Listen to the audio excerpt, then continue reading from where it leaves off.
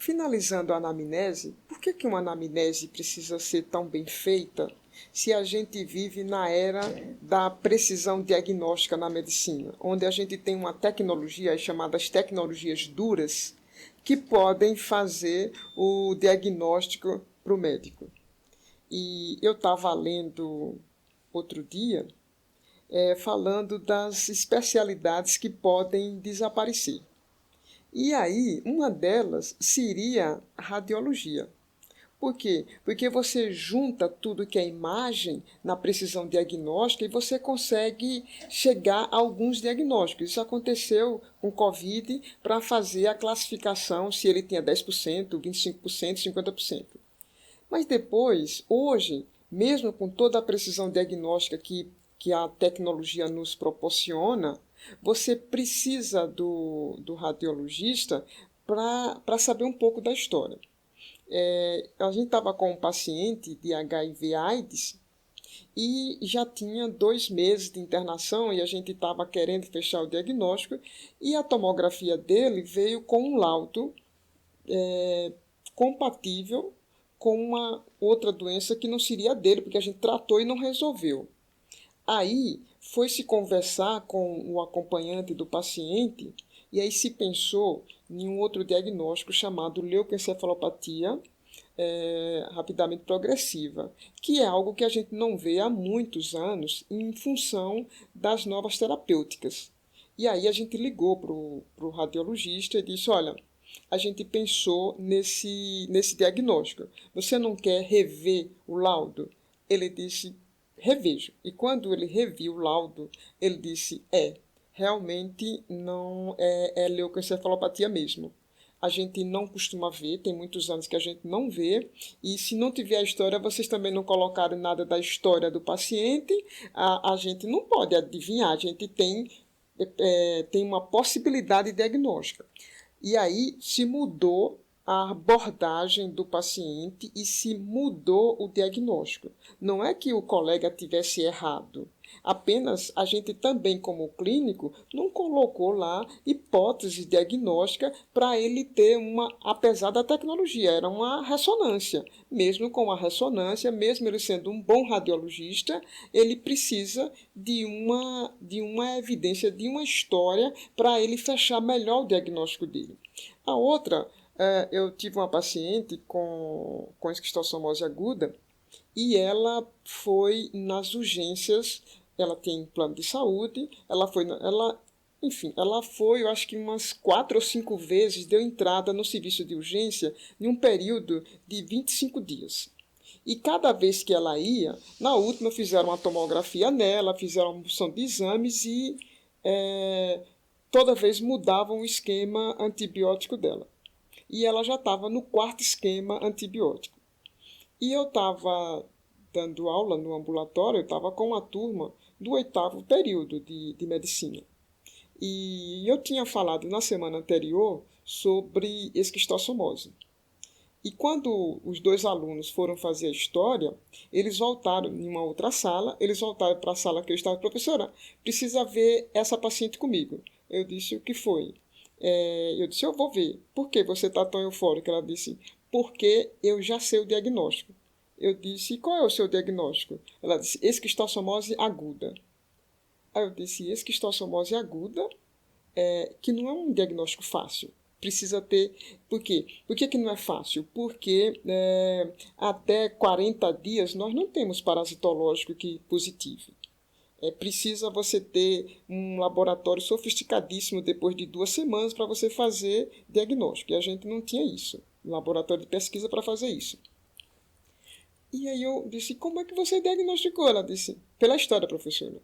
Aí eu disse, como é que você diagnosticou? Aí eu fui lá confirmar com a paciente e eu fiquei, lógico, muito interessada, primeiro, porque uma esquistossomose aguda e segundo, porque foi diagnosticado por um aluno do 4º ano.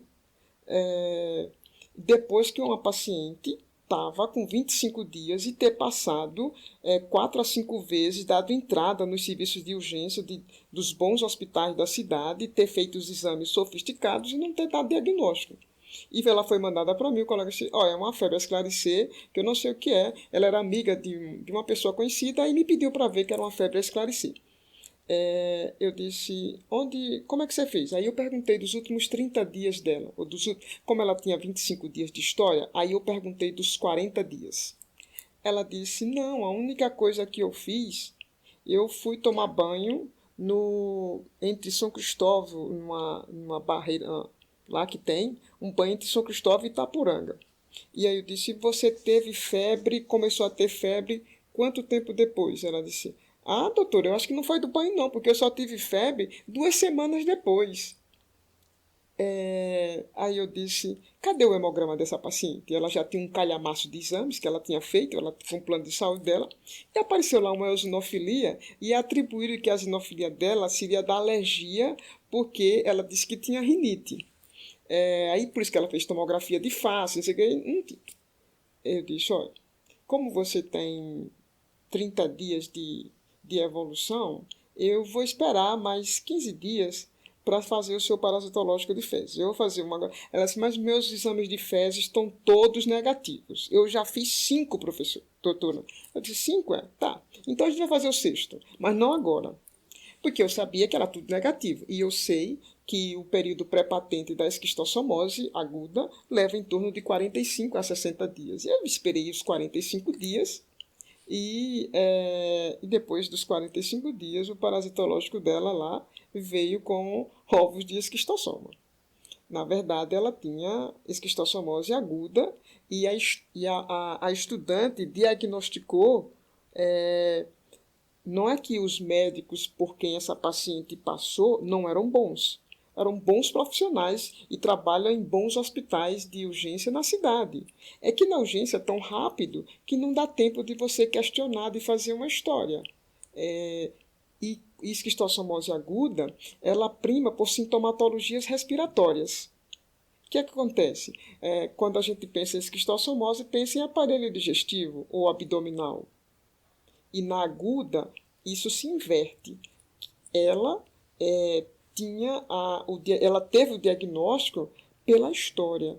E a estudante estava empolgadíssima. E quando chegou 15 dias depois que a gente fez o parasitológico, ela disse, eu tenho certeza, professora. Eu disse, você tem mais certeza do que eu. Mas olha, a gente nunca deve ter, porque eu aprendi que medicina nem nunca, nem sempre. Aí eu disse, eu não tenho tanta certeza, eu tenho muitas probabilidades. Eu tenho uma probabilidade alta, mas eu não tenho certeza. Quando o parasitológico chegou, aí a certeza se fechou. E aí a estudante chegou para mim, tá vendo, professor, eu não disse à senhora, eu tinha certeza. Eu disse, pois é, você tem mais certezas do que eu. Mas assim, a paciente passou por 2 grandes emergências da cidade.